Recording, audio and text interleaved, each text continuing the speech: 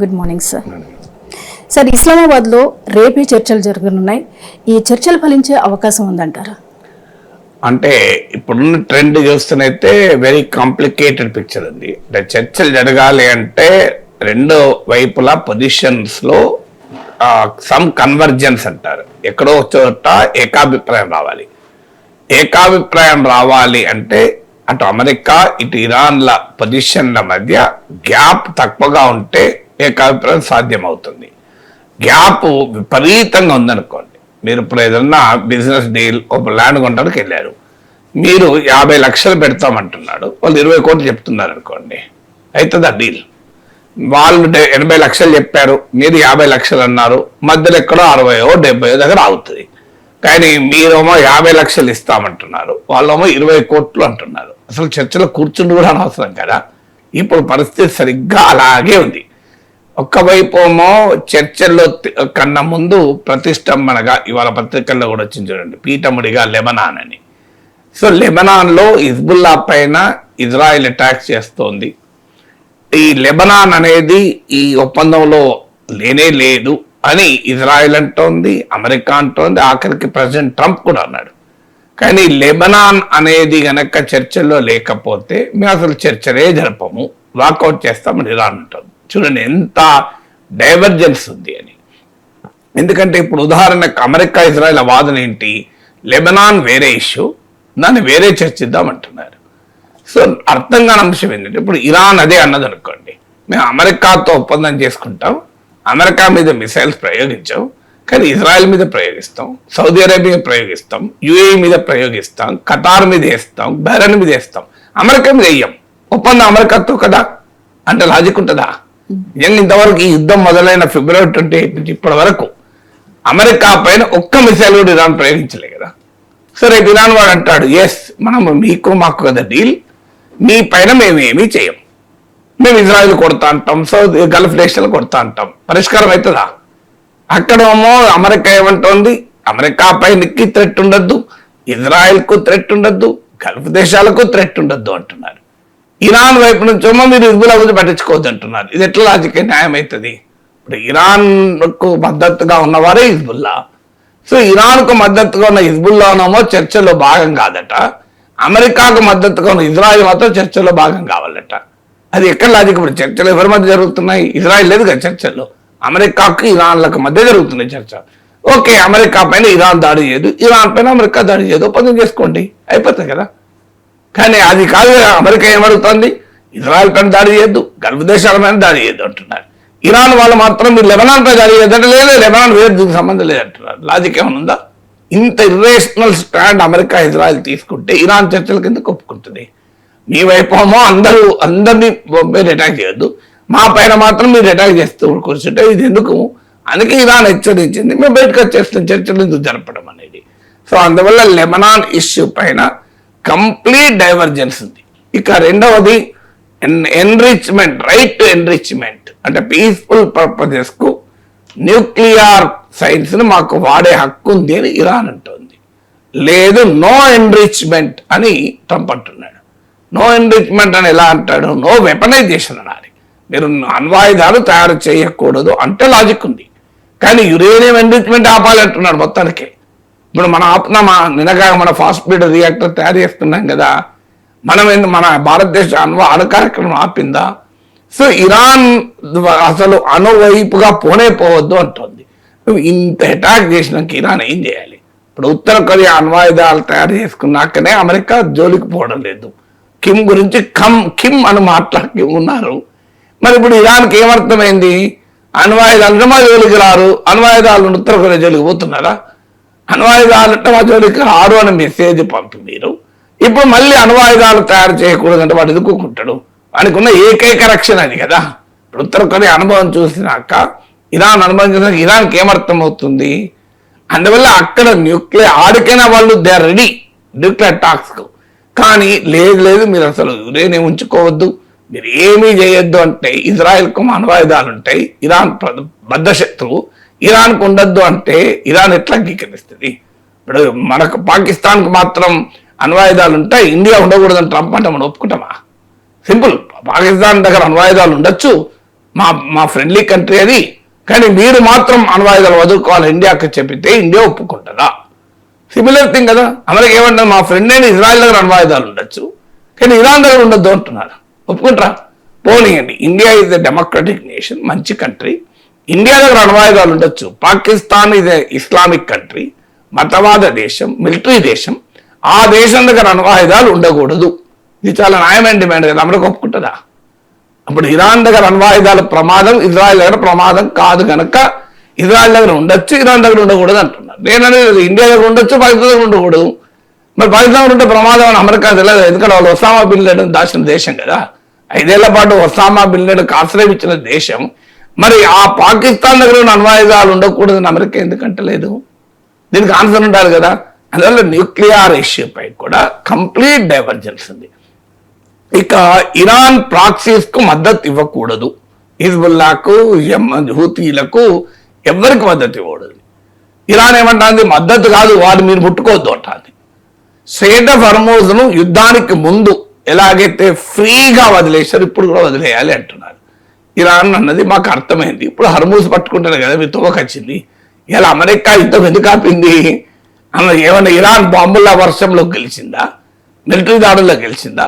Iran ఎట్లా గెలిచింది? హర్మూజ్ను పీక పట్టుకుంటేనే ట్రంప్ దిగొచ్చాడు. ఇప్పుడు హర్మూజ్ ఎందుకు వదిలేస్తారు వాళ్ళు?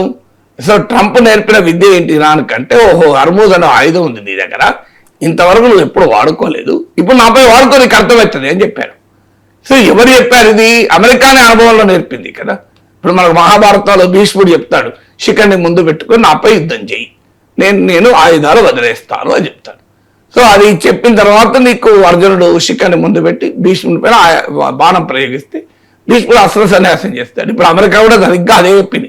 అమెరికా భీష్ముడు కాదు కానీ చెప్పింది. ఏం చెప్పింది? మీరు హర్మూజ్ పీక పట్టుకుంటే మేము దిగేస్తామని చెప్పింది ఇప్పుడు అనుభవంలో. సో ఇరాన్ ఏమంటుంది, మేము హర్మూజ్కు వదిలేసే ప్రసక్తే లేదు, ఇప్పుడైనా మా ఆర్మీతో కోఆర్డినేషన్ చేసుకొని నడవాలి, మాకు టోల్ ట్యాక్స్ కూడా చెల్లించాలి అంటుంది.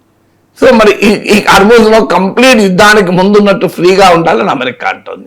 ఇక 4వది ఏంటంటే, మరి మాకు ఇంత నష్టం చేశారు, మా బ్రిడ్జ్లు కూలగొట్టారు, మా ఎనర్జీ ఇన్ఫ్రాస్ట్రక్చర్ నాశనం చేశారు, భవనాలు కూలగొట్టారు, మా మిలిటరీ ఇండస్ట్రీని దెబ్బతీశారు, మరి దీని నష్టం ఎవడు? మీరే కదా యుద్ధం మొదలుపెట్టింది. యుద్ధం మొదలుపెట్టింది మీరే, ఇప్పుడు ఆపుతున్నది మీరే, మేం కాదు. ఇరాన్ వాదన, ఎందుకంటే ఇరాన్ మొదలుపెట్టలేదు, ఇరాన్ ఆపలేదు, మొదలుపెట్టింది అమెరికా, ఆపింది అమెరికా. సో వాళ్ళు ఏమంటారు, నువ్వే యుద్ధం చేసినావు, మరి నాకు నష్టం ఏంటి, సంగతి ఏంటి? ఆ నష్టాలు పూడ్చడం ఎలా అని ఇరాన్ అంటోంది. సో అమెరికా ఏమంటోంది, మేము ఆ నష్టాలు ఇప్పుడు చూడండి, మీరు ట్రంప్ స్ట్రెయిట్ ఆఫ్ హర్మూజ్లో టోల్ ట్యాక్స్ వసూలు చేసుకొని మేము మా యుద్ధం వల్ల నష్టాలు పూడ్చుకోమని చెప్తాడు. అంటే అమెరికాకు ఒక్క పడవ కూడా స్ట్రెయిట్ ఆఫ్ హర్మూజ్ రాదు, మీరు వచ్చేదంతా ఎవరికి? మనకు.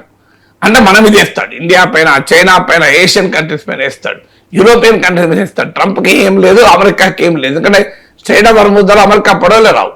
మనకు సంబంధం లేని యుద్ధం వల్ల జరిగిన నష్టానికి ఇవాళ మనం చెల్లించాలి. అమెరికా వల్ల జరిగిన యుద్ధానికి నష్టం వల్ల ప్రతి షిప్ పైన $2 మిలియన్ 18 కోట్లు వసూలు చేస్తూ ఉంటుంది ఇరాన్. ఇవాళ మనం ఎందుకు మయాలి ట్రంప్ జరిపిన యుద్ధానికి? లేదంటే అరబ్ దేశాల మీద వేస్తట్టున్నాడు, ఈ వార్ కాస్ట్ అంతా అరబ్ దేశాల మీద వేస్తట. ఇంత అరాజకత్వం చూడు, మమ్మల్ని అడిగి నువ్వు యుద్ధం చేస్తావా? సో మా యుద్ధమేమో నీ ఉన్మాదం కొరకు చేస్తావు, దాని మూల్యమేమో మమ్మల్ని చెల్లించమంటావు.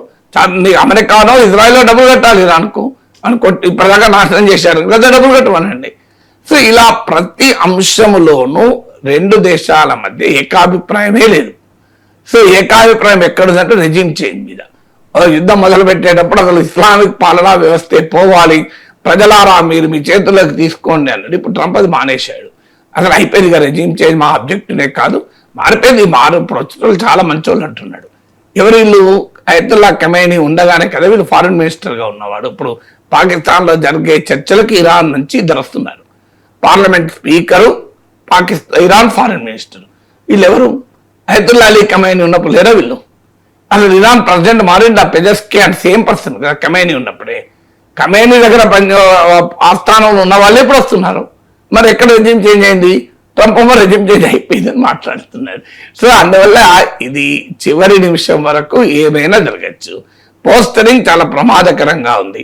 రేపేమో చర్చలకు పిలిచి ఇవాళ ఏమంటున్నాడు, ఇరాన్ చుట్టూ మా సైన్యాలు అక్కడే ఉన్నాయి, పశ్చిమాసియాలో మా సైన్యం ఉన్నది, ఒప్పందం గనక అటు ఇటు అయితే యుద్ధం భీకరంగా ఉంటుందని బెదిరిస్తున్నాడు. అట్లా ఎవరన్నా చర్చలు చెప్తారా? గన్ పాయింట్ పెట్టి నువ్వు మా ల్యాండ్ కొనకపోతే పేలిపోతుంది అంటే అది చర్చలా?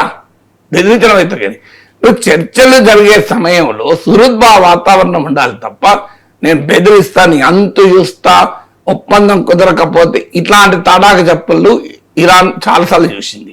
నిన్నగా మొన్న dead line 8 PM dead line అని 6:31 తోక ముడిచిండు ట్రంప్. 48 hour డెడ్ లైన్ అన్నాడు, తోక ముడిచిండు 2 సార్లు.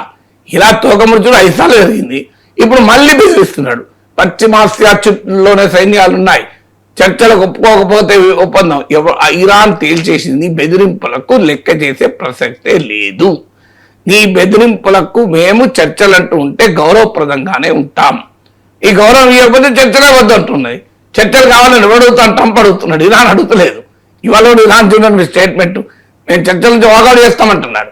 నువ్వు గౌరవం ఇవ్వగా వాకౌట్ చేస్తాం, నీ ఇష్టమైనటువంటి నడవదే అని. సో అందువల్ల ట్రంప్ వైఖరి మారనంత కాలం మీకు ఈ ఒప్పందం కుదరడం అంత సులభం కాదు. సో ట్రంప్ వైఖరి మారి ఇజ్రాయిల్ గనక కట్టడి చేయగలిగితేనే ఈ చర్చలు సఫలమవుతాయి. ట్రంప్ యుద్ధోన్మాదము అలాగే ఇజ్రాయిల్ యుద్ధోన్మాదం ఉంటే మాత్రం ఈ చర్చల ప్రక్రియ ఎక్కడ దాకా పోయిన ట్రంప్ యుద్ధోన్మాదం అంటే పోప్ని పిలిచి పోప్ పై కూడా మిలిటరీ బెదిరింపులు చేశారు. ఆశ్చర్యం ఉంటుంది. ఫ్రీ ప్రెస్ అమెరికన్ పత్రికలో వచ్చింది, నా యూట్యూబ్ ఛానల్లో సెపరేట్ వీడియో ఉంటుంది చూడండి. ఆఖరికి కోట్లాది మంది Catholic Christians, Roman Catholic Christians కు అత్యంత గౌరవప్రదమైన మత గురువు Pope Leo, first American to be in that place. అతను ఈ యుద్ధం వద్దు, శాంతి ఉండాలి, diplomacy based on use of force కాదు, diplomacy based on dialogue, consensus, multilateralism ఇది ఉండాలి. Diplomacy based on global domination, diplomacy based on use of force మంచిది కాదు అన్నాడు. శాంతి సందేశం ఇచ్చినందుకు పోప్ ప్రతినిధిని పిలిచి అమెరికా ప్రపంచంలోనే అత్యంత శక్తివంతమైన దేశం, ఏం చేయాలనుకుంటే అది చేస్తుంది అని 14th century మర్చిపోకండి అన్నారు. 14th century ఏం జరిగింది? ఫ్రాన్స్ కింగ్ పోప్ను అరెస్ట్ చేశాడు. ఆ తర్వాత జైల్లో పెట్టి విడుదలయ్యాక ఆయన చనిపోయాడు. ఆ తర్వాత వచ్చిన పోపులు ఫ్రాన్స్ కేంద్రంగా పనిచేయాల్సి వచ్చింది, ఫ్రాన్స్ రాజు చెప్పినట్టు. సో ఏమంటున్నాడు ట్రంప్? అమెరికా విధానాలకు నువ్వు తల వంచు అంటున్నాడు. సో పోపునే బెదిరించినాక ఏంటి? సో ఈ ఉన్మాదము, ఈ ఆధిపత్యవాదము శాంతికి ప్రధానమైన శత్రువు. సార్ ఒప్పందం కుదరకపోతే సర్వనాశనం అంటున్నారు ట్రంప్, అయితే మళ్ళీ యుద్ధం తప్పదంటారా? అదే యుద్ధము అది వెరీ డిఫికల్ట్ టు స్పెక్యులేట్. ఎందుకంటే ఈ వార్లో ఏం జరుగుతుంది అంటే ఒకటి పోస్టరింగ్ అండ్ రియాలిటీ తేడా ఉంటుంది. అంటే తమ డొమెస్టిక్ ఆడియన్స్ కొరకు ప్రతి ఒక్కరు కూడా అలా చెప్తూ ఉంటారు. ఇప్పుడు ట్రంప్ బయటికి చెప్పింది ఒకటి ఉంటుంది, యాక్చువల్గా చర్చలకు వెళ్తున్న జేడీ వ్యాన్స్కు చెప్పేది ఒకటి ఉంటుంది. ఎందుకంటే పోస్టరింగ్ అంటే ఇప్పుడు ట్రంప్ ప్రాబ్లం ఏంటంటే యుద్ధం ఆడడం కాదు, తాను గెలిచినట్లు చూపెట్టుకొని యుద్ధం ఆగాలి. యుద్ధం ఆగాలి అనేది ఇరాన్ కన్నా ఎక్కువ ట్రంప్కే ఉంది ఇప్పుడు. ఎందుకంటే ట్రంప్కు నవంబర్లో ఎలక్షన్స్ ఉన్నాయి, ఇరాన్ వాడికి ఎలక్షన్స్ ఏం లేవు. సో అందువల్ల ట్రంప్ అక్కడ ప్రజలు తీవ్రంగా వ్యతిరేకిస్తూ ట్రంప్కు వ్యతిరేకంగా, యుద్ధానికి వ్యతిరేకంగా ఉన్నారు. ఇరాన్లో ప్రజలు అంతకు ముందున్న వ్యతిరేకత కూడా పోయింది. ఇప్పుడు అంతకుముందు ఖమేనీ ఇస్లామిక్ పాలనకున్న వ్యతిరేకత కూడా ఒకసారి దేశభక్తి అనేది ముందుకు వచ్చినప్పుడు రాజకీయపరమైన విభేదాలు పోతాయి కదా. ఇప్పుడు అది ఇరాన్లో ప్రజలు ఏకమయ్యారు, అమెరికాలో ప్రజలు యుద్ధానికి వ్యతిరేకంగా ఉన్నారు. సో అందువల్ల Trump desperately needs an end to war. యుద్ధం ఆగాలి ట్రంప్కు, కానీ అది తాను ఓడిపోయినట్లుగా కనుక ప్రజెంట్ అయితే రేపు ఎన్నికల్లో కష్టమవుతుంది. అందువల్ల తాను గెలిచినట్లుగా పోస్టరింగ్ ఉండాలి. ఆ పోస్టరింగ్ కొరకు తానేదో బెదిరిస్తే ఇరాన్ ఏదో భయపడి ఒప్పుకున్నదన్న కలరింగ్ ఇవ్వాలి. ఈ కలరింగ్కు ఇరాన్ సహకరించడం లేదు. ఇప్పుడు ప్రాబ్లం అది యుద్ధానికి కాదు, ఈ ట్రంప్ ఇమేజ్ మేనేజ్మెంట్కు ఇరాన్ సహకరించకపోవడం వల్ల కష్టమవుతుంది. సో ఇరాన్ ఏమో బ్లంట్గా చెప్తాను, సంగతి తెలుసుకుని ఇష్టం ఉండి లేకపోతే చర్చలకెళ్ళి వాకౌట్ చేస్తామంటున్నారు. సో ఇరాన్ సరెండర్ అయినట్టు కనబడి దండం పెడతా బాంచం నన్ను వదిలేయి అని కనుక అంటే ట్రంప్ ఇక వికటాట్టహాసం చేస్తూ విజయోత్సాహంతో అమెరికా అంతా తిరిగి ఇరాన్తో ఒక వచ్చింది చెప్తాడు, అది ఇరాన్ ఇస్తలేదు అవకాశం. సో అందువల్ల ట్రంప్కి ఏం చేయాలో అర్థం కానీ అయోమయ పరిస్థితిలో నెట్టివేయబడ్డాడు. యుద్ధం ఆపకపోతే ప్రమాదము, యుద్ధం ఆపితే ఉన్న గౌరవం పోతుంది, యుద్ధం ఆపకపోతే ఈ ఊబిలో కూరుకుపోతాడు, ఎక్కడికి పోతుందో అర్థం కాని అంశం. సో అందువల్ల మీకు ఫస్ట్ ప్రాబ్లం అది. అంటే హౌ కెన్ ఈ చర్చలు ట్రంప్కు డీల్ను సేల్ చేసుకునే అవకాశం ఇస్తుందా, అంటే ఈ డీల్ను పొలిటికల్గా తన విజయంగా ట్రంప్ చెప్పుకోవటానికి వీలుగా ఉంటుందా, ఇది మొదటిది. సో ఈ యుద్ధం మళ్ళీ మొదలవుతుందా. రెండవది, అమెరికా కోమో యుద్ధం ఆపాలని ఉంది, ఇజ్రాయెల్ కోమో యుద్ధం ఆపాలని లేదు. ఎందుకంటే ఇజ్రాయెల్కు ఆబ్జెక్టివ్స్ వేరు, అమెరికన్ ఆబ్జెక్టివ్స్ వేరు. అమెరికన్ ఆబ్జెక్టివ్స్ ఏమో ఇరాన్ను డిగ్రేడ్ చేసి వెస్ట్ ఏషియాలో తన తిరుగులేని ఆధిపత్యాన్ని పెట్టుకోవాలని. ఇజ్రాయెల్ లక్ష్యం అది కాదు. ఇజ్రాయెల్ లక్ష్యం గ్రేటర్ ఇజ్రాయెల్, అంటే అరబ్ దేశాలన్నిటినీ తనకు భయపడేలా మార్చుకోవాలి, వెస్ట్ ఏషియాలో తనకు తిరుగులేని శక్తిగా ఉండాలి. బెంజమిన్ నెతన్యాహుకైతే నిరంతర యుద్ధాలు ఉండాలి. ఎందుకంటే యుద్ధం ఉంటేనే రాజకీయంగా బాగా చెడ్డ పేరు వచ్చి ప్రజల వ్యతిరేకత ఉన్న నెతన్యాహు అధికారంలో ఉండగలుగుతాడు. So Netanyahu desperately needs war. మీరు ఈ వార్ కనుక ఆగిందనుకోండి, మళ్ళీ ఏదో ఒక చోట వార్ మొదలు పెట్టకపోతే నెతన్యాహు పవర్లో ఉండడు, జైల్లో ఉంటాడు. ఎందుకంటే ఆయన పైన తీవ్రమైన అవినీతి ఆరోపణల నుండి సుప్రీంకోర్టులో విచారణ జరుగుతుంది. ట్రంప్ ఇజ్రాయెల్కు వెళ్ళినప్పుడు ఇజ్రాయెల్ ప్రెసిడెంట్కు అప్పీల్ చేశాడు, నెతన్యాహుకు మీరు వేవర్ ఇవ్వండి, ఆయన పైన కేసులన్నిటి మాఫీ చేయండి, అవినీతి కేసులను ట్రంప్ అప్పీల్ చేశాడు. అంత పరిస్థితి. సుప్రీంకోర్టు చీఫ్ జస్టిస్ నియామకాన్నే ప్రైమ్ మినిస్టర్ నెతన్యాహు వ్యతిరేకిస్తున్నాడు, అసలు గుర్తించడానికి కూడా నిరాకరిస్తున్నాడు చీఫ్ జస్టిస్ను. ఆ స్థాయిలో ఉంది నెతన్యాహు పరిస్థితి. అందువల్ల నెతన్యాహు ప్రభుత్వము చాలా థిన్ మెజారిటీతో ఉంది. యుద్ధం ఆగిన మరుక్షణం మరో యుద్ధం మొదలు పెట్టకపోతే నెతన్యాహుకు మద్దతు ఇచ్చేటువంటి ఫార్ రైట్ గ్రూప్స్ వ్యతిరేకిస్తాయి. సో వాళ్ళు కనుక వ్యతిరేకిస్తే ప్రభుత్వం పడిపోతుంది, మళ్ళీ ఎన్నికలంటే జరిగితే నెతన్యాహు ఓడిపోతాడు. సో అవినీతి కేసుల్లో జైలుకి వెళ్తాడు. అందువల్ల నెతన్యాహుకు యుద్ధం అనివార్యం. సో ఇరాన్తో యుద్ధం ఆగిపోతే ఇంకెక్కడో కానపూల పెడతారు. అందుకే నెతన్యాహు ఏమంటున్నాడంటే, ఇరాన్తో కావాలంటే కాల్పులు చేసుకోండి, కానీ నేను హిజ్బుల్లా కొడుతూ ఉంటా, ఎందుకంటే ఎక్కువ కాలం యుద్ధం ఉండాలి. సో ఇప్పుడు ఇజ్రాయెల్ నెతన్యాహు లెబనాన్లో యుద్ధం ఉండాలి. సో ఎందుకు ఇరాన్ పైన ఒప్పందం కుదుర్చుకుంటాడట, థ్రెట్ ఇరాన్ కాదట, థ్రెట్ హిజ్బుల్లా అట. హిజ్బుల్లా అనేది ఇరాన్ కొమ్మ. సో శత్రువు కాదట, కొమ్మ శత్రువు అట, కానీ నమ్ముతారు ఎవడన్నా. సో ఇప్పుడు అసలు విలన్ గా ఇరాన్ చూడాల్సింది పోయి ఇప్పుడు మన సినిమాలో హీరో కనుక ఆ దాదా నాకు శత్రువు కాదు, దాదా దగ్గర చేలా ఉన్నాడు కదా, వాడు నాకు శత్రువు, నేను చేలాని మాత్రం కుడుతున్నాను. ఎట్లా అది దాదా కొట్టుకుంటేనే చేలా కుడుతున్నాడు అంటే ఎందుకు? Netanyahu want some war. Lebanon కాకపోతే మళ్ళీ హమాస్ మీద పడతాడు, అది కాకపోతే హూతీల మీద పడతాడు, అది కాకపోతే ఇరాకీ మిలిషియా పడతాడు, ఎవరు దొరకపోతే సిరియా మీద పడతాడు. మీరు చూడండి, రాసి పెట్టుకోండి. ఈ ట్రంప్ కనుక ఒత్తిడి చేసి ఒప్పందానికి ఒప్పుకుంటే వారం 15 రోజులు తిరగముందు ఇజ్రాయెల్ ఇంకో దగ్గర వార్ మొదలు పెడతారు. ఎందుకంటే ఈ Netanyahu cannot live without war. So అందువల్ల ఇప్పుడు ఈ యుద్ధం ఆగుతుందా అంటే, మరి నెతన్యాహు యుద్ధ దాహాన్ని తీర్చేది ఎవరు? ట్రంప్ కనుక తీర్చగలడా? సో ఆ యుద్ధ దాహాన్ని తీర్చాలంటే సర్వైవల్ క్వశ్చన్ నెతన్యాహుకు. యుద్ధం లేకపోతే అధికారమే ఉండదు. సో అందువల్ల నెతన్యాహును ఒప్పించగలగాలి. అరబ్ దేశాలు ఏ మేరకు ఒత్తిడి చేస్తాయి? ఎందుకంటే నష్టపోతున్న అరబ్ దేశాలు, లాభపడేది ఏమీ లేదు. యుద్ధాన్ని వాళ్ళు కోరుకోలేదు, యుద్ధాన్ని వాళ్ళు వద్దన్నారు, అయినా యుద్ధం చేశారు. కానీ యుద్ధం వల్ల ఎక్కువ నష్టపోయింది వాళ్ళే. ఇప్పుడు మరి అరబ్ దేశాలు ఏ మేరకు ఒత్తిడి చేయగలుగుతాయి అన్నది మూడవది. నాలుగవది, పాకిస్తాన్కి అంత సీన్ లేదు. ఇప్పుడు పాకిస్తాన్ ఎప్పుడైనా ఒక యుద్ధం ఇద్దరి మధ్య చర్చలు జరుగుతున్నప్పుడు ఆ చర్చలు ఒక కొలిక్కి రావడంలో కూర్చున్న పెద్ద మనుషుల స్థాయి కూడా ఇంపార్టెంట్ అవుతుంది. ఆ పెద్ద మనుషులు కనుక బలమైన వాళ్ళు అనుకోండి, కొంత సముదాయిస్తూ తింటారు. పెద్ద మనుషులు బలమైన వాళ్ళు లేకపోతే కూడా కష్టం చర్చలు. ఇక్కడ పాకిస్తాన్ అనేది ఒక స్టేడియం లాగా. అంటే ఏంటి, ఆ స్టేడియంలో మ్యాచ్ ఆడుతారు, ఏం సంబంధం లేదు వీడికి, వీడేదో చాయ్ బిస్కెట్ ఇచ్చినాయి. ఇప్పుడు మీకు మన ఊర్లలో ప్యాకాట ఆడిపిస్తారు ఇళ్ళల్లో, కొన్ని ప్యాకాట ఆడేవాడికి మిరపకాయ బజ్జీలు, ఆలు బజ్జీలు, పకోడీలు సప్లై చేస్తారు. కూల్ డ్రింక్ల వీకే సంబంధం లేదు ఆ ప్యాకెట్లో. సో ఇప్పుడు పాకిస్తాన్ పరిస్థితి అది. వాడొక వేదిక ఇచ్చాడు, వీళ్ళిద్దరు వచ్చి అక్కడ కలుస్తున్నారు, ఎక్కడో కన్నా కలవాలి కనుక. కానీ వీళ్ళిద్దరినీ సముదాయించి అమెరికా ట్రంప్ను, మీరు జేడీ వ్యాన్స్కు మీరు కాదు కొంత దిగి రావాలి, ఇది కరెక్ట్ కాదు అని, ఇరాన్కు మీరు కొంత దిగి రావాలి, ఇది కరెక్ట్ కాదని చెప్పే పరిస్థితిలో షబాజ్ షరీఫ్ లేదు, అసీం మునీర్ లేరు, పాకిస్తాన్ లేదు. అదే ఆ ప్లేస్లో చైనా కనుక ఉండుంటే కాస్త డిఫరెంట్గా ఉండేదేమో. చైనాకు ఆ క్లౌట్ ఉన్నది, ఇరాన్ అయినా ఒప్పించగలుగుతుంది, అమెరికా ఒప్పించగలుగుతుంది. ఇండియాకు ఆ క్లౌట్ ఉంది ఎంతో కొంత, మన ఒక పవర్ఫుల్ నేషన్. అన్ఫార్చునేట్లీ మన విశ్వగురు కంప్లీట్ అదృశ్యం అయిపోయారు. అసలు ఎక్కడా లేదు, మాట లేదు, ముచ్చట్లేదు. ఢిల్లీలో జరగాల్సిన చర్చలు ఇస్లామాబాద్లో జరుగుతున్నాయి.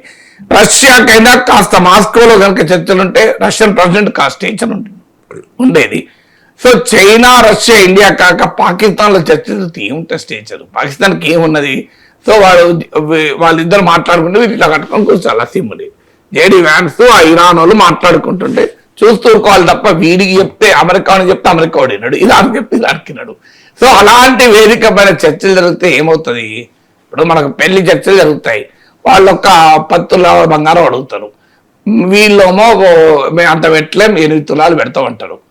సో ఏమైతే ఎప్పుడు తగ్గుతుంది? ఎవరో పెద్ద మనిషి ఉంటారు అక్కడ, ఏందా ఈ 10 తులాల దగ్గర నువ్వంటావు 8 తులాలు వాళ్ళంటారు, పొడి లేదు 9 పెడతారు, ఇక లేదు అయిపోయింది లేదు అని లేస్తారు. అప్పుడు 9 తులాల దగ్గర ఆగుతుంది. అవునా కదా? మీరు ఎక్కడ చూడండి. లేదు మీరు ఒక ల్యాండ్ డీల్ గురించి కూర్చున్నారు అనుకోండి, వీళ్ళు 40 లక్షల దగ్గర ఉంటే వాళ్ళు 50 లక్షల దగ్గర ఉంటారు, ఎంత తెలియదనుకోండి. అందులో ఇద్దరి మీద ఎవరికొవరికి అధికారం ఉంటుంది, పవర్ఫుల్ ఉంటుంది. పౌడవా ఇంకా ఎంతకాలమయా, నీకైనా అమ్మాలి ఆయనకైనా కొనాలి, ఆ 45 ఇస్తారులే అని చెప్పి వెళ్ళిపోతారు. అప్పటికే 45 కుదురుతుంది. అంటే ఆ పెద్ద మనుషుల రోల్ కూడా అలా ఉంటుంది. సో ఇక్కడ ఎవరి రోజులు ఉన్నాయి, ఈ రేపు ఆయన పాకిస్తాన్ ఓడింటాడు, పాకిస్తాన్ కూడా దిక్కుమాల దేశం, అది అడక్కదిన దేశం. అడక్కదిన దేశం అడిగితే అది అమెరికా కింద ఒక పప్పెట్ దేశం. ఆ దేశంలో చర్చలు జరగడమే ఈ చర్చలకు అవమానం. చర్చలు జరగడానికి ఒక హోదా ఉండాలి కదా. కానీ అన్ఫార్చునేట్లీ మన విశ్వగురు మౌనంగా ఉండడం, చైనాకు అమెరికాకు మధ్య గ్యాప్ ఉండడం, రష్యాకు అమెరికాకు మధ్య గ్యాప్ ఉండడం వల్ల ఇక పాకిస్తాన్ వేదికైంది. నిజంగా చెప్పాలంటే ఈ టైంలో ఇండియా వేదిక కావాలి ఈ చర్చలకు. ఎందుకంటే మనకు అమెరికా దగ్గర క్లౌట్ ఉంది, ఇజ్రాయెల్ దగ్గర క్లౌట్ ఉంది, ఇరాన్ దగ్గర క్లౌట్ ఉంది, అరబ్ దేశాల దగ్గర క్లౌట్ ఉంది. ఈ నలుగురు దగ్గర క్లౌట్ ఉన్న ఏకైక దేశం భారతదేశమే, మీకు ఇంకెవరికి లేదు. ఇప్పుడు చైనా అంటే అమెరికా వాడికి పోటీ, రష్యా అంటే అమెరికా వాడికి వైరం. మీరు ఇజ్రాయెల్, ఇరాన్ అంటే మీకు ఇండియా ఒక్కటే మీరు గమనించండి. మనకు అమెరికా ఒప్పుకుంటుంది మనను, ఎందుకంటే మనం ఇంత పెద్ద ఎకానమీ. ఇజ్రాయెల్ మనం అంటే చాలా గౌరవం ఇజ్రాయెల్కు. ఇరాన్కు మనకు హిస్టారికల్గా గౌరవం ఉంది. అరబ్ దేశాలతో మంచి సంబంధాలు ఉన్నాయి. అన్ఫార్చునేట్లీ మన ప్రధానమంత్రి విశ్వగురు మౌనంగా ఉండడం, మన ఈ ఫారిన్ పాలసీ డిజాస్టర్ వల్ల ఇలా మనం పిక్చర్లో లేము. నిజంగాలంటే ఢిల్లీలో జరగాలి చర్చలు, అన్ఫార్చునేట్గా చెత్త కంట్రీలో జరుగుతున్నాయి. కానీ వాడు వస్తాడు, మనం ఏం చేయగలం? కానీ మనం ఒక గోల్డెన్ ఆపర్చునిటీ కోల్పోయాం. ఒక ప్రపంచంలో ఒక కీలకమైన యుద్ధాన్ని ఆపి ప్రపంచానికి నిజంగా విశ్వగురు భారతదేశం అనేటువంటి అవకాశాన్ని మన నరేంద్ర మోడీ తొందరపాటు వల్ల, యుద్ధానికి 24 గంటల ముందు ఇజ్రాయెల్ పోయి నెతన్యాహును పొగిడి కౌగిలించుకొని మై ఫాదర్ ల్యాండ్ ఇజ్రాయెల్ అని చెప్పి నిన్ను అటువైపు వకీల్గా చూస్తాను తప్ప నిన్ను మధ్యవర్తిగా ఎవడు చూస్తలేడు. నువ్వు ఇజ్రాయెల్ వైపు ఉన్న ఒక ఏజెంట్గా చూస్తున్నారు మనల్ని, ఒక మీడియేటర్గా చూడడం లేదు. That is the most unfortunate thing in the entire episode. అందువల్ల యుద్ధం ఆగుతుందా అంటే ఆన్సర్ లేదు. Let's see. యుద్ధమైతే ఆగాలని ట్రంప్కు ఉంది, ఇరాన్ కూడా యుద్ధం ఆగాలని ఉంటుంది, ఎందుకంటే అది నాశనం అవుతుంది. కానీ ఎవరిది పై చేయని దగ్గర పై చేయి. సరే, అమరావతిపై లొల్లి ఆగట్లేదు, అమరావతి చుట్టూ ఎందుకు ఈ రాజకీయాలు సార్? అంటే చంద్రబాబు నాయుడు నేను అందరు చూశాను, అది 1000 మంది సైకోలు ఉన్నా ఆపలేరు అని. అంటే దీంట్లో ఏంటి అంటే అమరావతి విషయంలో అటు టీడీపీ ఇటు వైసీపీ వ్యూహాల్లో ఒక లోపం ఉంది. రెండిట్లో వైసీపీ వ్యూహంలో లోపం ఏంటి అంటే అమరావతి పైన అసలు రాజధాని అనే అంశం పైన ఒక కన్సిస్టెన్సీ లేకపోవడం జగన్ వ్యూహంలో లోపం. మొదలేమో ప్రతిపక్ష నేతగా ఉన్నప్పుడు అమరావతికి సమర్థించాడు, ఈ భూములు సరిపోవన్నాడు, అమరావతిలోనే రాజధాని పెట్టడానికి మేము వ్యతిరేకం కాదన్నాడు, మా నాయకుడు అమరావతిలో ఇల్లు కట్టుకున్నాడు, మా పార్టీ ఆఫీసు పెట్టుకున్నాం, చంద్రబాబు నాయుడే ఇల్లు కట్టలేదు, ఇన్ని రకాలుగా మాట్లాడాడు 2019 ఎలక్షన్స్కి ముందు. 2019 ఎలక్షన్స్ అయినాక 3 రథాలు మొదలుపెట్టారు. పోనీ అదన్నా ఒక కొలిక్కి తెచ్చారా? సో ఈ ఉగాదికి విశాఖ కస్తా, అది దసరాకు విశాఖ కస్తా, మళ్ళీ ఉగాదికి విశాఖ కస్తా, ఇలా విశాఖకు వస్తున్నా అని ఎన్నిసార్లు చెప్పారు? ఇండస్ట్రియలిస్ట్ మీటింగ్లో చెప్పాడు, అందరి మీటింగ్ చెప్పాడు. పోయిందా విశాఖకు? మరి విశాఖకు కూడా పోలే. అని ఆ 3 రాజధానులు కూడా అమలు చేయించడంలో చేత కాలేదు. పోనీ అది అయిపోయింది, ప్రజలు ఎన్నికల్లో తీర్పు చెప్పారు, 3 రాజధానులు తిరస్కరించారు, 3 ప్రాంతాల్లో తిరస్కరించారు. హుందాగా బయటికి రావచ్చు. ఏంటి, మీకు నరేంద్ర మోడీ ఎక్స్పీరియన్స్ నేను చాలాసార్లు చెప్తుంటాను. వ్యవసాయ చట్టాలపైన ఏడాది పాటు తీవ్రమైన వ్యతిరేకత, పెద్ద పోరాటం జరిగింది. మోడీ ప్రభుత్వం భయంకరమైన నిర్బంధాన్ని విధించింది. ఆఖరికి వాళ్ళను ఖలిస్తాన్ తీవ్రవాదులతో పోల్చారు. రైతు నాయకుల ఇళ్లపైన సిబిఐ ఈడీలను ఐటీ శాఖలు పంపించారు. ఆఖరికి ఇంత నిర్బంధం చేసి 1 year తర్వాత మోడీకి అర్థమైంది ఇది రాజకీయంగా తమ నష్టం కలిగిస్తోంది. ముఖ్యంగా ఉత్తరప్రదేశ్ ఎన్నికలు ఉన్నాయి. వెంటనే బయటికి వచ్చి నన్ను క్షమించండి రైతులారా, నేను మిమ్మల్ని కన్విన్స్ చేయలేకపోయాను, సో నేను వ్యవసాయ చట్టాలు వెనక్కి తీసుకుంటున్నా అన్నాడు. ఆ తర్వాత మీరు ఎక్కడన్నా వ్యవసాయ చట్టాల చర్చ జరిగిందా? ప్రతిపక్షాలు దాన్ని ఆయుధంగా ఉపయోగించుకోగలిగారా? కంప్లీట్లీ మోడీ అంత యూటర్న్ తీసుకున్న మోడీ అల్టిమేట్గా ఓటమి అది, కానీ దాన్ని గెలుపుగా మార్చుకున్నాడు కదా. ఆ తెలివితేటలు ఉండాలి. ఒక డిసడ్వాంటేజ్ని కూడా అడ్వాంటేజ్గా మార్చుకోవచ్చు. అడ్వాంటేజ్గా మార్చుకున్న మోడీ ఉదాహరణ అందుకే చెప్పాను. సో ఇక్కడ ఏం చేయాల్సి ఉండే జగన్ అంటే, ఎస్ నేను వికేంద్రీకృత అభివృద్ధి అనుకున్నాను, 3 ప్రాంతాల అభివృద్ధి చెందాలి కనుక 3 చోట్ల 3 రకాల రాజధానులు పెడదామనుకున్నాను. నేనేం అమరావతిలో కూడా వదిలేయలేదు, లెజిస్లేటివ్ క్యాపిటల్ పెడతానన్నాను. విశాఖలో డెవలప్డ్ సిటీ కనుక నేను దాన్ని ఎగ్జిక్యూటివ్ క్యాపిటల్ అనుకున్నాను. శ్రీబాగ్ ఒప్పందం కర్నూలు హైకోర్టు పెడతాను అనుకున్నాను. నేను ఒక సదుద్దేశంతో ఇచ్చినటువంటి ఈ ప్రణాళికను రాష్ట్ర ప్రజల కన్విన్స్ కాలేదు. వాళ్ళు నేను కన్విన్స్ చేయలేకపోయాను. సో లెటర్ స్టార్ట్ ఎన్ ఫ్రెష్ హిస్టరీ. నేను ఆనాడు అమరావతికి అసెంబ్లీలో ప్రతిపక్ష నేతగా సమర్థించాను, ముఖ్యమంత్రిగా లెజిస్లేటివ్ క్యాపిటల్ అక్కడే పెడతానన్నాను. ఇప్పుడు ప్రజలు కన్విన్స్ కాలేదు కనుక ప్రజాస్వామ్యంలో రాజకీయ నాయకులు ప్రజలకు తలవంచాల్సిందే ఎవరైనా అందులో ప్రజాభిప్రాయాన్ని అంగీకరిస్తున్నాను. అమరావతిలోనే రాజధాని ఉంటుందని చెప్పి, ఇక అమరావతిలో రైతులకు ప్లాట్లు ఎప్పుడు ఇస్తారు, అమరావతిలో కన్స్ట్రక్షన్ కాస్ట్ ఎందుకంత ఇన్ఫ్లేట్ చేశారు, అమరావతిని పేద ప్రజలకు అవకాశం ఉండదా, ఇవన్నీ రైజ్ చేస్తే రిలవెంట్ అయ్యేది. కానీ ఆ రకమైన మైండ్ సెట్ జగన్ది కాదు. జగన్ది కాక మళ్ళీ 3 రాజధానులు అంటే ప్రజలు తిరస్కరిస్తారు కనుక విశాఖకు పోలేక అమరావతికి రాలేక ఒక సందిగ్ధావస్థ నుంచి మావిగన్ అన్నాడు. ఇక మావిగన్ అంటే ఇక దాని నుంచి మళ్ళీ మొదలైంది. సో మావిగన్ ఇప్పుడు మావిగన్ అంటే ఏంటి, మచిలీపట్నం, విజయవాడ, గుంటూరు, అమరావతి ఎక్కడ ఉంది అక్కడే ఉంది కదా. ఇప్పుడు 29 గ్రామాలు కూడా మావిగన్లోనే ఉన్నాయి, వేరే ఎక్కడ లేవు అవి. సో మరి ఆ పోనీ మావిగన్ అంటే ఏంటిది, మచిలీపట్నంలో అసెంబ్లీ పెట్టి, విజయవాడలో సెక్రటరియట్ పెట్టి, గుంటూరు హైకోర్టు పెడతావా? లేదా మచిలీపట్నంలో అసెంబ్లీ పెట్టి హైకోర్టు గుంటూరులో పెడతారా?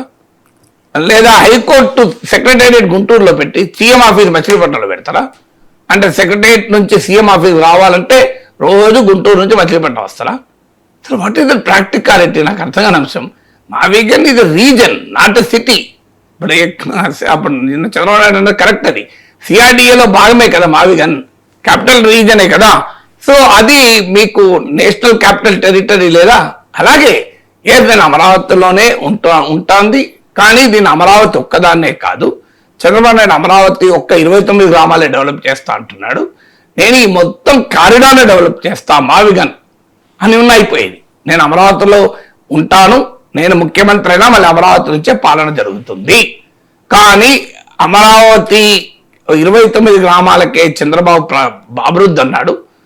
సో మేము మొత్తం మావిగన్ రీజన్ని అభివృద్ధి చేస్తాను అని సిఆర్డిఏ కాదు మావిగన్ గా మారుస్తాను అని ఉంటే గౌరవం ఉండేది. ఇవేవి అనకుండా అటు విశాఖకు పోలేక అమరావతికి రాలేక అమరావతి మధ్యలో మావిగన్లో ఉండే వరకు ఈ అంత గందరగోళమైంది. So Jagan last big opportunity ఈ టైంలో. ఒక మీకు ఎలా అయితే నరేంద్ర మోడీ తన పైన వ్యవసాయ చట్టాలనే ఆయుధాలతో రైతుల భుజాల మీద తుపాకీ పెట్టి ప్రతిపక్షాలు కాలుస్తుంటే చాలా సింపుల్గా తప్పించుకున్నాడు మోడీ. సింపుల్గా ఒక్క హామ్ తగ్గించుకున్నా లేకుండా ఎస్ నేను క్షమాపణ చెప్తున్నాను, నేను మిమ్మల్ని కన్విన్స్ చేయలేకపోయాను. ఆ వినయం అనేది నార్మల్గా నరేంద్ర మోడీ అందరికీ తెలుసు ఎంత ఈ డామినేటింగ్ లీడర్. బట్ ఈ అండర్స్టూడ్ డెమోక్రటీస్ యొక్క ప్రిన్సిపల్స్. డెమోక్రసీలో ఒక పొలిటికల్ పార్టీ ఫ్లెక్సిబిలిటీ ఉండాలి, రిజిడిటీ ఉండకూడదు. సో ఆ ఫ్లెక్సిబిలిటీ చూపాడు. ఇవాళ ఒక పెద్ద ఆయుధం ప్రతిపక్షాలు లేకుండా పోయింది. సో జగన్ కనుక అదే ఫ్లెక్సిబిలిటీ చూపుంటే జగన్ రాజకీయ ప్రత్యర్థులకు ఆయుధమే పోయేది. సో ఇప్పుడు ఆయనే మావిగన్ అని పెట్టి ఆయుధాలు ఇచ్చాడు. ఇచ్చినాక టీడీపీ వాళ్ళు ఊరుకుంటారా? కానీ టీడీపీ చేస్తున్న వ్యూహాత్మక తప్పిదం కూడా ఉంది ఇక్కడ. సో ఆ వ్యూహాత్మక తప్పిదం ఏంటంటే ఇది జగన్ సెంట్రిక్ గా నడుపుతున్నారు. సో నిన్న కూడా ఆంధ్రప్రదేశ్ పత్రికల్లో పేజ్ 1లో వచ్చింది, 1000 మంది జగన్లు వచ్చినా ఆపలేరు. అంటే మీరు అమరావతి ఎవరి కొరకు చేస్తున్నారు? అమరావతి చట్టం ప్రజల కొరకు కాదు, జగన్ కోసం చేస్తున్నారు. అప్పుడు 2 ప్రశ్నలు వస్తాయి. ఒకటి ప్రశ్న ఏంటంటే మీరు అమరావతి చట్టం చేస్తే ఇక జగన్ వస్తే మార్చలేడు అంటున్నారు. That is unconstitutional statement. రాజ్యాంగం తెలిసిన ఎవరికైనా, చట్టం తెలిసిన ఎవరికైనా, ఎవరు నచ్చినా నచ్చకపోయినా రియాలిటీ ఏంటి? చట్టం ఎవరైనా మార్చుకోవచ్చు కదా. పార్లమెంట్లో ఇప్పుడు సవరణ చేసినట్టు మళ్ళీ సవరణ చేయొచ్చు. ఇది కామన్ సెన్స్ కదా. అయితే ఆంధ్రప్రదేశ్లో కామన్ సెన్స్ కు సోర్స్ లేదు. టీడీపీ సెన్స్ అని ఉండాలి, వైసీపీ సెన్స్ అని ఉండాలి. ఆంధ్రప్రదేశ్లో కామన్ సెన్స్ ఉంటే బూతులు తిరుగుతారు. నీ కామన్ సెన్స్ ఉంటే అదలా కొడక, నీకు ఉండాల్సింది మా సెన్స్ అంటారు టీడీపీ వాళ్ళు. సో వైసీపీ వాళ్ళు మా సెన్సే ఉండాలంటారు. కామన్ సెన్స్ కు ఆంధ్రప్రదేశ్లో స్కోప్ లేదు. అక్కడ టీడీపీ సెన్స్ ఉండాలి, వైసీపీ సెన్స్ ఉండాలి. సో కామన్ సెన్స్ తో చెప్పేది ఏంటి? ఒక చట్టాన్ని ఒక్కసారి కాదు 100 సార్లు సవరించవచ్చు. రాజ్యాంగాన్ని సవరించలేదా?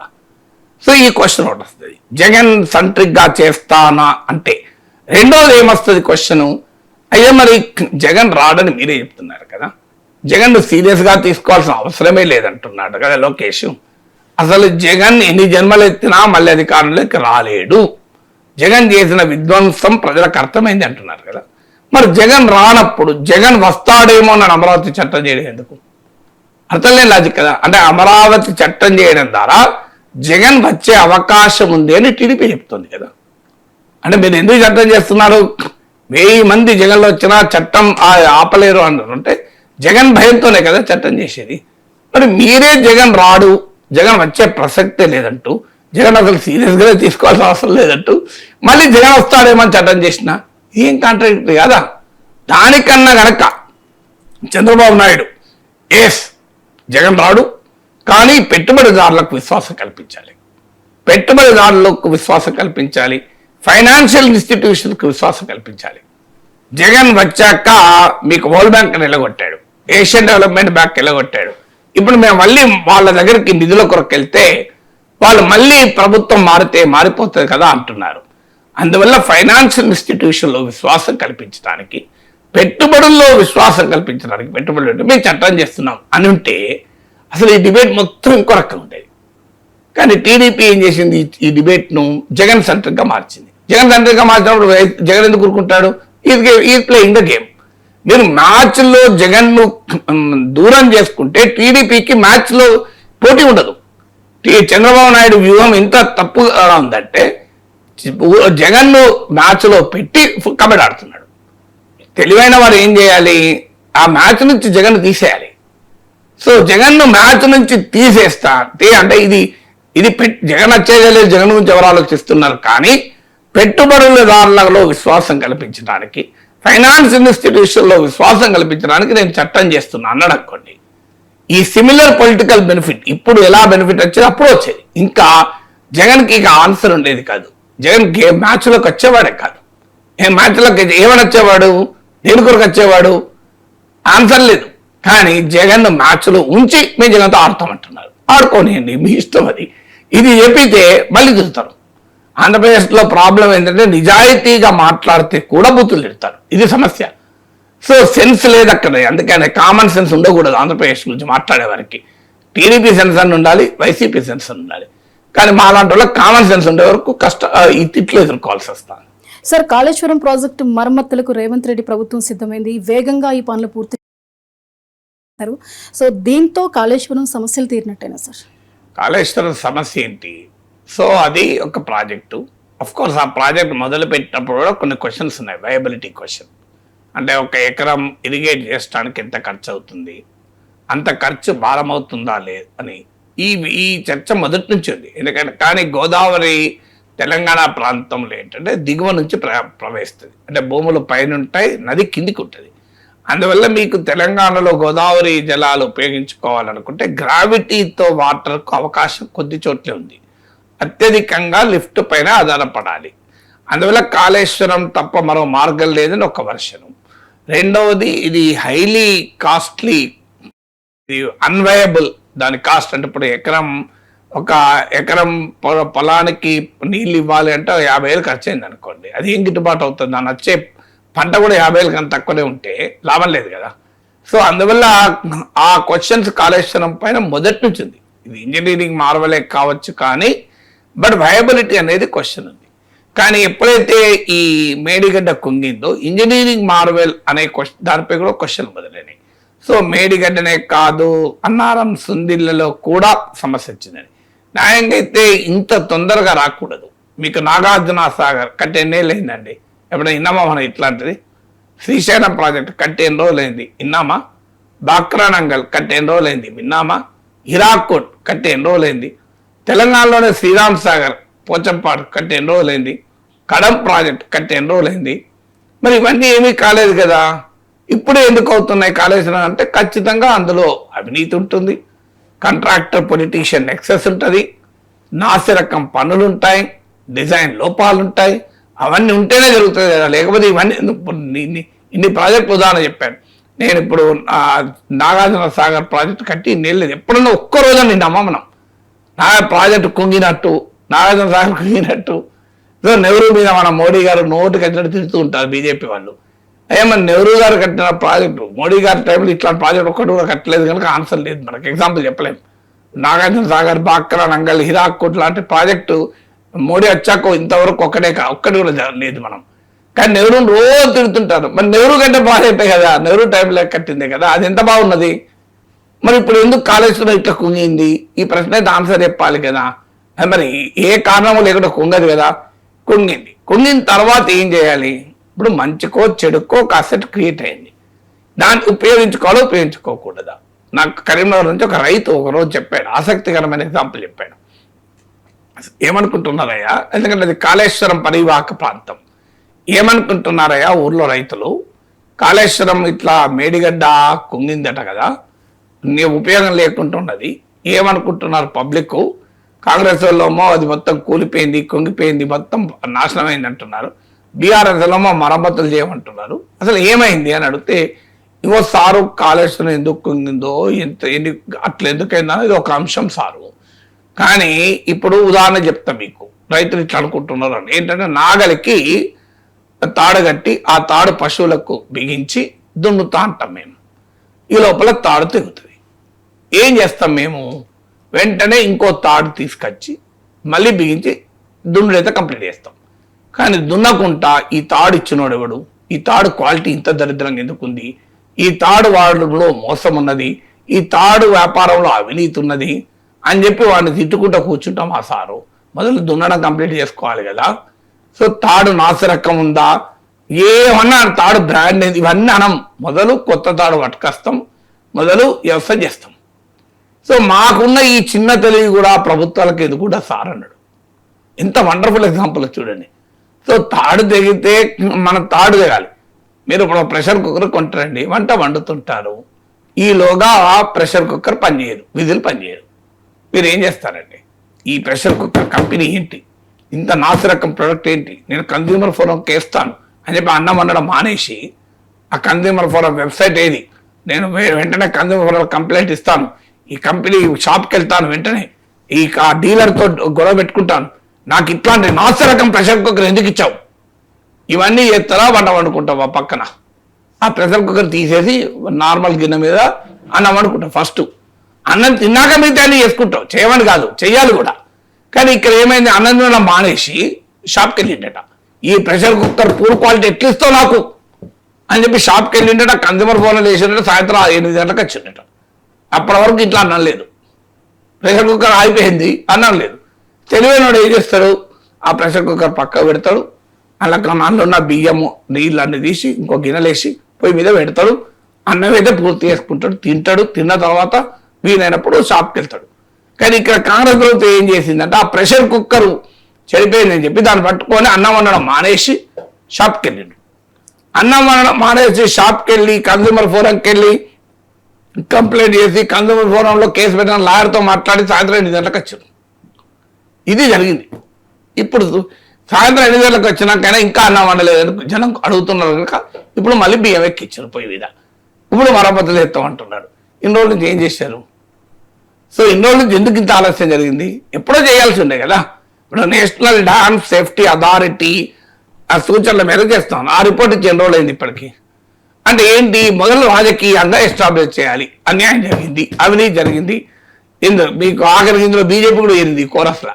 సో మీకు కేంద్ర ప్రభుత్వం కూడా అసలు 1,00,000 కోట్లు బూడిదల పాలే. 1,00,000 కోట్లు బూడిద పాలతో మరమ్మతులతో పని కావద్దు. ఇక మరమ్మతులు ఎందుకు, ఇంకా ఎక్కువ లాస్ కదా. 1,00,000 కోట్లు కాళేశ్వరం మునిగినాక మళ్ళీ మరమ్మతులు ఎందుకు? మళ్ళీ 5,000 కోట్లు మునుగుడే కదా. ఆల్రెడీ మునిగింది కదా. ఇప్పుడు ఈ టేబుల్ ఉన్నది, ఈ టేబుల్ ఏదో కిందికి వంగింది, నువ్వు ఏదో నట్టు బిగించి బాగా చేస్తావు. మొత్తానికి ఇరిగినాక అది వేస్టే కదా, నట్టు బిగి ఇదంతా టైం వేస్ట్ కదా. కార్పెంట్ ఇది కొత్త టేబుల్ కొనుక్కోవాలి కదా. ఒకసారి ఉన్నది చెప్పండి, కాళేశ్వరం మొత్తం వేస్ట్, ఇది పనికిరాదు. కేంద్ర మంత్రి పార్లమెంట్లో చెప్పాడు 1,00,000 కోట్లు మునిగినాయి అని. మళ్ళీ ఎందుకు మరమ్మతులు లేదు, మళ్ళీ ముంచుతారు పబ్లిక్ మనీని, మళ్ళీ 10,000 కోట్లు మళ్ళీ తగలేస్తారా? అది క్లారిటీ ఉండాలి కదా. 1,00,000 కోట్లలో అవినీతి జరిగింది నిజమే కావచ్చు, కాదని అంటలేదు. డిజైన్ లోపాలు నిజమే కావచ్చు. ఏది లేకపోతే నాగార్జున గారు కుంగకుండా ఇది ఎందుకు కుంగుతుంది? కళ్ళ ముందు కనబడుతున్నది కదా ఎందుకు కుంగిందని. కానీ ఆ కుంగినప్పుడు దాని మీద రాజకీయం చేయడం మానేసి ముందు రిపేర్లు చేయాలి. ఇప్పుడు మొదలు పెట్టాడు. జూన్లో మాన్సూన్, ఈ లోపల పన్నులు కాకపోతే మళ్ళీ లాస్ ఎవరికి? ప్రజలకే కదా. ఇదేదో 3 నెలల ముందో 4 నెలల ముందో ఏడాది ముందో మొదలుపెట్టి ఆ మరమ్మతులు చేపట్టి ఉంటే ఇప్పుడు ఆ ప్రయోజనాలు రైతులు పొందేవాళ్ళు కదా. మన దేశంలో వచ్చిన సమస్యదే, రాజకీయం ముందుంటుంది, ప్రజా అవసరాలు తర్వాత ఉంటాయి. ఇది ఒక్కసారి కాదు. మీకు ప్రజావేదిక ఏమైంది, చంద్రబాబు నాయుడు మంచో చెడో కట్టింది ప్రజావేదిక. అది కృష్ణా బెల్ట్లో రివర్ బెడ్లో ఉంది. జగన్ ఏం చేయాలి, దాన్ని ఉపయోగించుకోవాలి. దాన్ని కూలగొట్టాడు. పోనీ కూలగొట్టేందని చెప్పడం ఏమన్నాడు, కృష్ణా నదీ తీరాన కన్స్ట్రక్షన్ అన్నింటినీ కూలగొట్టిండు, ఒక్కదాన్ని కూలగొట్టలే. ఇప్పటికీ ప్రైవేట్ కన్స్ట్రక్షన్లు ఉన్నాయి, గెస్ట్ హౌస్లు ఉన్నాయి, అన్నీ ఉన్నాయి. మరి ఏం చేసినాడు, ఒక్క ప్రజావేదికను కూలగొట్టిండు. చూడండి, అసలు స్టార్ట్ అవడే ప్రజావేదిక కూల్చడంతో మొదలైంది. అదే ఆయన ప్రభుత్వం కూలిపోయడానికి కారణమైంది. తర్వాత రిషికొండ జగన్ కట్టాడు. ఆయన ఉండడానికే కట్టిండా, టూరిజం కూడా కట్టిండా, అదే చర్చ. ఎందుకైనా కట్టిండు కదా, 100 కోట్ల ప్రజలు దానికి ఉపయోగపడ్డది కదా. ఇప్పుడు టీడీపీ అధికారంలోకి చెన్నైలో అయింది. ఇంతవరకు దాన్ని వాడుతున్నారా? అది అట్లనే ఉంచి ఎగ్జిబిషన్ లాగా ఇంకో జగన్ కట్టిండు చూడు వేస్ట్ చేసిన చెప్పాలి. సో ఇప్పుడు మీకు జగనేమో 7 కోట్లు పెట్ట ప్రజావేదిక కూల్చి చంద్రబాబు నాయుడు మీద కసి తీసుకున్నాడు. ఋషికొండను వాడకుండా ఎగ్జిబిషన్ లాగా పెట్టి చంద్రబాబు నాయుడు జగన్ మీద కసి తీసుకున్నాడు. మీ కాళేశ్వరం మరమ్మతులు చేయకుండా రేవంత్ రెడ్డి కేసీఆర్ మీద కసి తీసుకున్నాడు. అల్టిమేట్గా ప్రజలకు ఏం మిగిలింది? మీకు రాజకీయం మిగిలింది. ప్రజలకు పెట్టిన ఖర్చు తప్పో జరిగింది కదా. నేనేది ప్రజావేదిక కట్టడం కరెక్ట్ అని అంటలేను, కానీ బట్ కట్టారు, అక్కడ ఉంది. తీస్తే అన్ని తీసినప్పుడు ప్రభుత్వం తీయి. ఋషికొండ కట్టడం కరెక్ట్ అని అంటలేను, కట్టారు. కట్టిన తర్వాత ఏం చేసుకోవాలి? కాళేశ్వరం అద్భుతంగా కట్టారని నేను అంటలేను, అందులో లోపాలు ఉన్నాయి, అందుకే కదా కుంగింది. నేను ఇంజనీర్ కాకపోయినా అర్థమవుతుంది ఎందుకు కుంగుతుంది. కరెక్ట్ కడితే ఆ లోపాలు జరిగేదలుచుకుని ముందే చేయండి మరమ్మతులు. ఇప్పుడు ఎందుకు మరమ్మతులు? ఇప్పుడు ఆగ మేఘాల మీద మరమ్మతులు మొదలు పెట్టండి, లేట్ కావద్దు. నేను మధ్యలో చూస్తానికి వస్తా, ఇదంతా అవుతుందా? మళ్ళీ తొందరపాట్లో మరమ్మతులు చేశారనుకోండి, మళ్ళీ ఏదో లోపం వస్తుంది. దానికన్నా టేక్ యూర్ టైం. మీకు అధికారం డిసెంబర్లో 23లో వచ్చింది. 4 నెలలో 6 నెలలో రాజకీయం చేసి మే 2024లో మొదలు పెట్టినా 2 ఏళ్ళు ఉండేది. 2 years ఆఫ్ ప్రెషియస్ టైం ఎందుకు వేస్ట్ చేశారు? దీనికి ఆన్సర్ ఉండాలి కదా. సరే, కాంగ్రెస్ పార్టీకి రాజీనామా చేసిన జీవన్ రెడ్డి బీఆర్ఎస్లో చేరారు. ఈ పరిణామాలు దేనికి సంకేతం అనుకోవాలి సార్? ముందుగా ఒకసారి బయట చూద్దాం సార్. రేవంత్ గారి పాలనతో చూసే వరకల్లా ప్రజలు ఏదైతుందో పెద్ద మనిషి ఆయననే ఉండేదా? కేసీఆర్ గారే నయం ఉండే మంచిగా ఉండే, మళ్ళీ కేసీఆర్ గారి పాలన వస్తే మనం బాగుంటుంది అనే ఆలోచనతో మరి ప్రజలు చేరుకున్నారు. ఇప్పుడు రేవంత్ గారి పాలనతో చూసే వరకల్లా ప్రజలు ఏదైతుందో పెద్ద మనిషి ఆయన నయం ఉండేరా, కేసీఆర్ గారే నయం ఉండే మంచిగా ఉండే, మళ్ళీ కేసీఆర్ గారి పాలన వస్తే మనం బాగుంటుంది అనే ఆలోచనతో మరి ప్రజలు. అది సార్. ఏముంది, రాజకీయ నాయకులు పార్టీలు మారినప్పుడల్లా ఇలాగే మాట్లాడుతుంటారు కదా. ఇదే జీవన్ రెడ్డి రాజ్యసభ సీట్ ఇస్తే ఏమంటాడు, రేవంత్ పాలన చాలా అద్భుతంగా ఉంది, కాంగ్రెస్ పాలన చాలా బాగుంది, కేసీఆర్ను ప్రజలు ఇంకా నమ్ముతలేరు అనేవాడా కదా. లేదు, జీవన్ రెడ్డికి కౌన్సిల్లో సీట్ ఇచ్చి మంత్రి చేస్తే అనేవాడా కదా. సింపుల్ థింగ్ కదా. ఆయనకు పొలిటికల్ రీహాబిలిటేషన్ జరగలేదు, రాజకీయ పునరావాసం. పైగా ఆయన సొంత నియోజకవర్గంలో బీఆర్ఎస్ తరఫున గెలిచిన ఎమ్మెల్యే ఆయన ప్రత్యర్థి కాంగ్రెస్లో చేరాడు. ఇది పంచాయతీ. దీనికి ఇంకేదో పొలిటికల్ కలర్ ఇచ్చినందుకు అదేదో రేవంత్ ప్రభుత్వం మీద ప్రజలంతా వ్యతిరేకతున్నారు, కేసీఆర్ రావాలని కోరుకున్నారు అంటే మీకు పదవులు ఇస్తే ఒక రకంగా మాట్లాడతారు, పదవులు ఇవ్వకపోతే ఇంకో రకంగా మాట్లాడితే ప్రజలు చూస్తలేరా. Jeevan Reddy is not the first, is not the last. Jeevan Reddy Congress పార్టీలో ఎన్ని పదవులు వచ్చాయి, కానీ రాజకీయ నాయకులు ఏంటంటే అన్ని పదవులు నాకే రావాలి, ఎప్పుడూ నాకే కావాలి, ఇంకొకరికి ఇవ్వద్దు అని కోరుకుంటారు. ఇది ఇక్కడ ఒక్కటి జరిగింది కాదు, ఆయన ఒక్కరి కేసు కాదు. ఇప్పుడు అన్ని పార్టీలు ఇలా పినాయిపుదారులే. నాకు ఇప్పటికి గుర్తు, నేను ఎమ్మెల్సీగా 2021లో పోటీ చేసినప్పుడు జీవన్ రెడ్డి గారు కాంగ్రెస్ పార్టీ అభ్యర్థి చిన్నారెడ్డికి ప్రచారం చేస్తూ మీడియాలో వచ్చింది, ఈ నాగేశ్వర అనే అతను కేసీఆర్ పెట్టిన క్యాండిడేటు, ఈయన కేసీఆర్ మనిషి అన్నాడు. విచిత్రమైన, నేను ఎక్కడ ఉన్నప్పుడు ఆయననేమో కేసీఆర్ పాలనే బాగుందని ప్రజలు అనుకుంటున్నారని చెప్పి కేసీఆర్ నాయకత్వంలో పనిచేస్తాడు, సంతోషం అవుతామని చెప్పి కేసీఆర్ దగ్గర పోతున్నాడు. ఎల్ రమణ తెలుగుదేశం పార్టీ రాష్ట్ర అధ్యక్షుడిగా ఉండే 10 టీవీలో నేను ఆయన ఇతర అభ్యర్థులు ప్యానల్ డిస్కషన్లు ఉన్నాం. ఇతను కేసీఆరే పెట్టిండు, నాగేశ్వర్ ఇండిపెండెంట్ కాదు, కేసీఆర్ పెట్టిండు అని చెప్పి అన్నాడు. కేసీఆర్ గెలిపించడానికే బీఆర్ఎస్ పనిచేస్తోంది అని. ఎల్ రమణ ఎక్కడ ఉన్నాడు ఇప్పుడు, బీఆర్ఎస్లో ఎమ్మెల్సీ. నాగేశ్వర్ ఎక్కడ ఉన్నాడు, నాగేశ్వర్ ఇప్పుడు ఆ కేసీఆర్ నైనా రేవంత్ రెడ్డి ఇద్దరిని ప్రశ్నిస్తూ ఉన్నాడు కదా.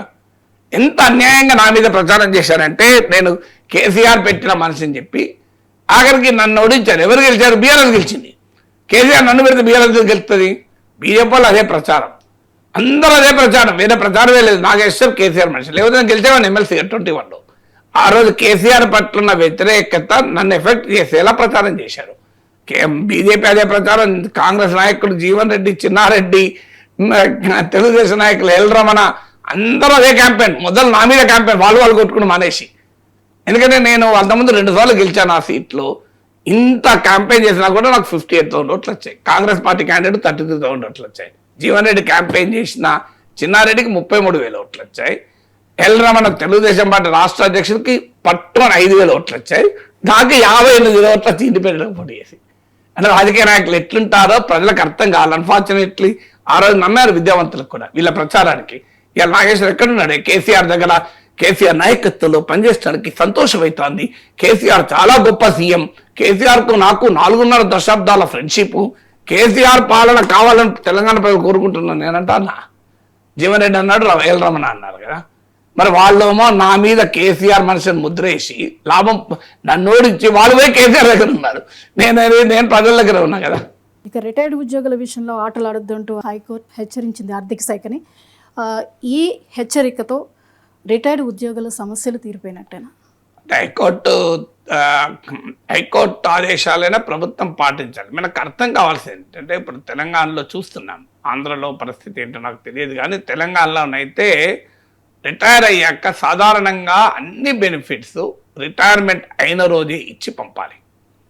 సో కానీ అన్ఫార్చునేట్లీ 2 ఏళ్ళైనా మీకు రిటైర్మెంట్ బెనిఫిట్స్ పూర్తిగా రావడం లేదు.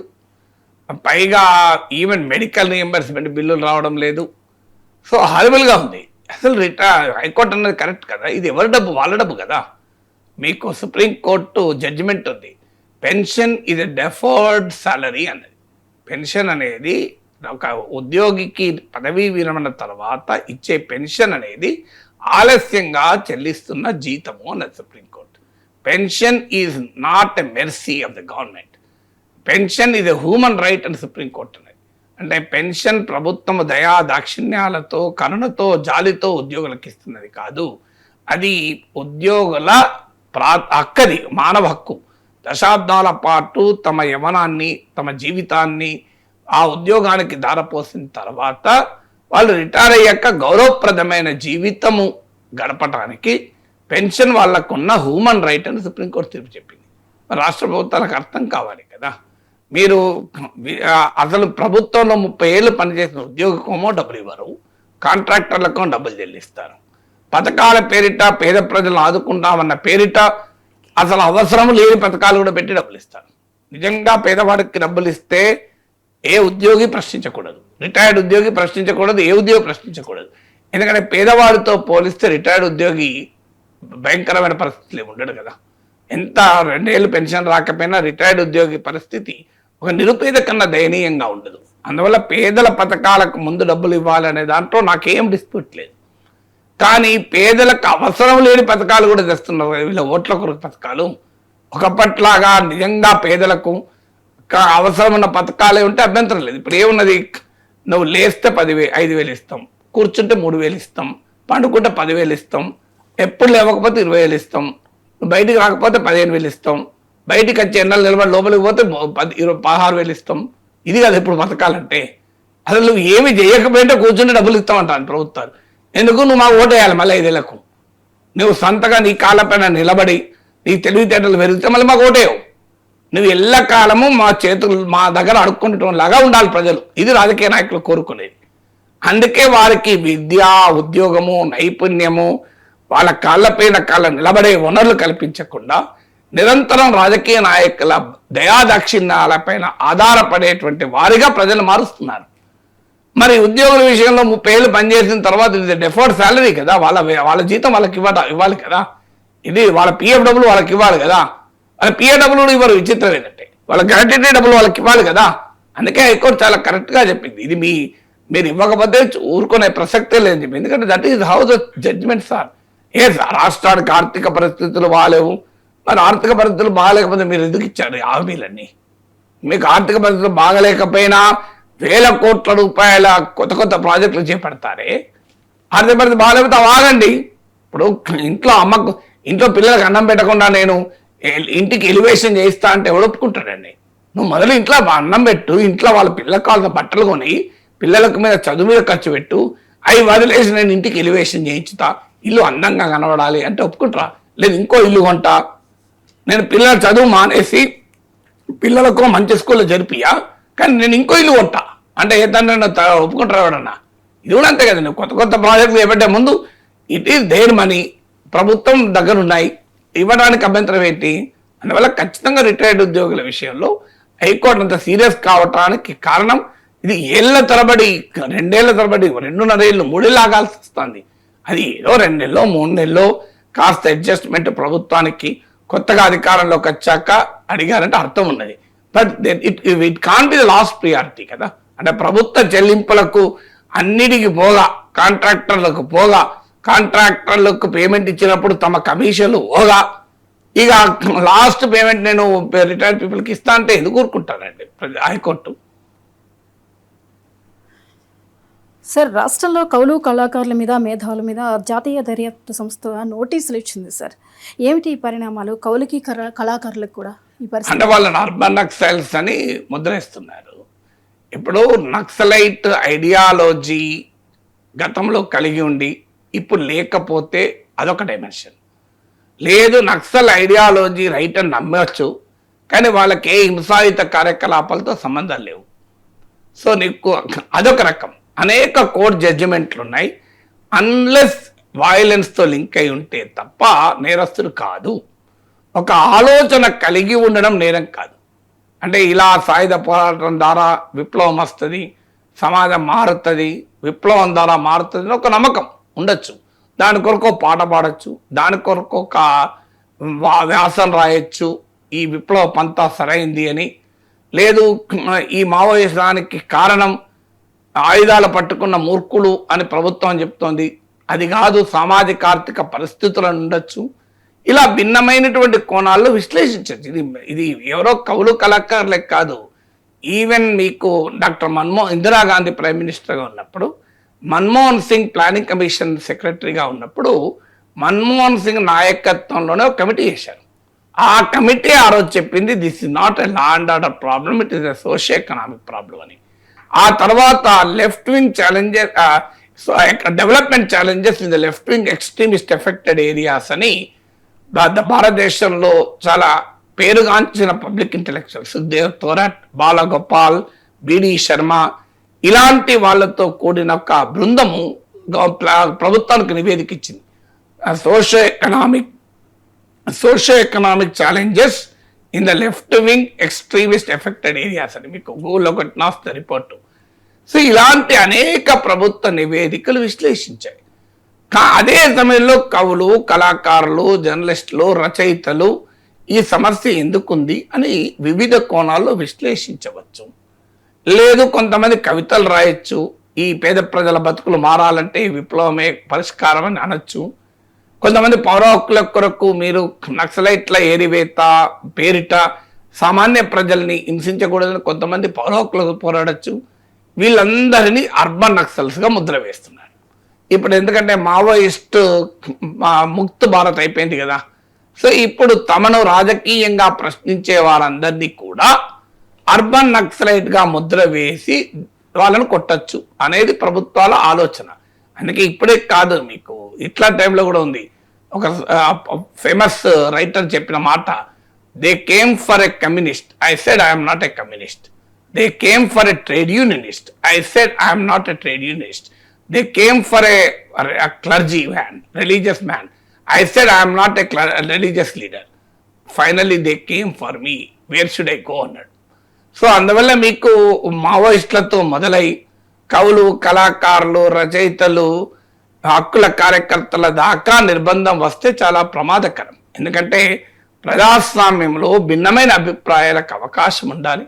ఎస్, ఖచ్చితంగా వాళ్ళు హింసను ప్రబోధించిన, హింసాయుత కార్యకలాపాలకు సహకరించిన, హింసాయుత కార్యకలాపాల్లో పాల్గొన్నా ఖచ్చితంగా వారిపైన చట్టం తన పని తను చేసుకుంటూ వెళ్తుంది. దాంట్లో ఏమీ డిస్ప్యూట్ లేదు. కానీ కేవలం ఆ అంశం పైన రాజ్యానికి ఉన్న అభిప్రాయానికి భిన్నమైన అభిప్రాయం ఉంటే, రాజ్యమేమో ఇది శాంతి భద్రత సమస్యగా, లా అండ్ ఆర్డర్ ప్రాబ్లంగా భావిస్తుంది. కానీ ఇది లా అండ్ ఆర్డర్ ప్రాబ్లం కాదు, ఇది ఒక సోషియో ఎకనామిక్ ప్రాబ్లం అనే ఒక భిన్నమైన అభిప్రాయం ఉంటే వాళ్ళు అర్బన్ నక్సలైట్స్ అంటే ఎట్లా? సో ఆ భిన్నమైన అభిప్రాయం ఉండదు. నేను ఇంతకుముందు చెప్పినట్లు డాక్టర్ మన్మోహన్ సింగ్, ఆ తర్వాత దేశ ప్రధాని అయిన డాక్టర్ మన్మోహన్ సింగ్ కమిటీయే చెప్పింది సోషియో ఎకనామిక్ ప్రాబ్లం అని. ప్రభుత్వాలు నియమించిన, ప్లానింగ్ కమిషన్ నియమించిన రిపోర్ట్లే చెప్పాయి. సో ఒక భిన్నమైన అభిప్రాయం ఉండడం ఒక సమస్య పట్ల అర్బన్ నక్సలైట్స్ కారు అనేది మనం గుర్తించాలి. ఖచ్చితంగా ఇప్పటికీ మళ్ళీ చెప్తున్నాను, any remote link with violence cannot be spared in law. మీకు ఆ వైలెన్స్కు ఏ రకంగా దోహదం చేసినా, ఆ హింసాయుత కార్యకలాపాలకు ఏ రకంగా సహకరించినా అది ఖచ్చితంగా తప్పే. కానీ అలా అని చెప్పి ధిక్కార స్వరాలను వినిపించిన వాళ్ళను, నిరసన స్వరాలు వినిపించిన వారిని అందరినీ అర్బన్ నక్సలైట్స్ అని ముద్ర వేస్తే అది ప్రజాస్వామ్యానికి మంచిది కాదు. ఎందుకంటే ప్రజాస్వామ్యం వర్ధిల్లాలి అంటే dissent is integral to democracy అని సుప్రీంకోర్టు తీర్పు ఉంది. లా కమిషన్ రిపోర్ట్లు చెప్తుంది, డిసెంట్ ఈజ్ ఇంటెగ్రల్ టు తీర్పు డెమోక్రసీ. ధిక్కార స్వరం, నిరసన, ప్రశ్నించడం అనేది ప్రజాస్వామ్యానికి మూలమైంది. సో భారతదేశం ఒక ప్రజాస్వామిక దేశంగా వర్ధిల్లాలి అంటే ఈ ధిక్కార స్వరాన్ని ప్రశ్నించకూడదు, వదిలేయకూడదు. ఈ ధిక్కార స్వరం అవసరం. ఎందుకంటే దే క్రియేట్, అమర్త్య సేన్ అంటాడు, ఈ multi party political system and free media provide the warning signals of an impending crisis అంటాడు. రాబోయే సంక్షోభానికి ముందస్తు హెచ్చరికలు చేస్తారని. అందువల్ల ఈ ధిక్కార స్వరాలు కూడా రాబోయే సంక్షోభానికి ముందస్తు హెచ్చరికలు చేస్తారు. అందువల్ల ధిక్కార స్వరం లేకపోతే సమాజం దెబ్బతింటుంది. అందువల్ల ఇదొక ఫైన్ డిఫరెన్స్. వైలెన్స్కు సహకరించి, వైలెన్స్కు దోహదం చేసి, వైలెన్స్లో పాల్గొన్న వారి పట్ల ఒక వైఖరి, నిరసన తెలిపితే, ధిక్కారం తెలిపితే కూడా వాళ్ళ పట్ల కూడా అదే వైఖరి ఉంటే అది సరైనది కాదు. ఇది సుప్రీంకోర్టు అనేక జడ్జిమెంట్లో చెప్పింది. కానీ అందువల్ల ఆ ఫైన్ డిఫరెన్స్ను పాటించకపోతే సివిల్ సొసైటీ ప్రమాదంలో పడుతుంది.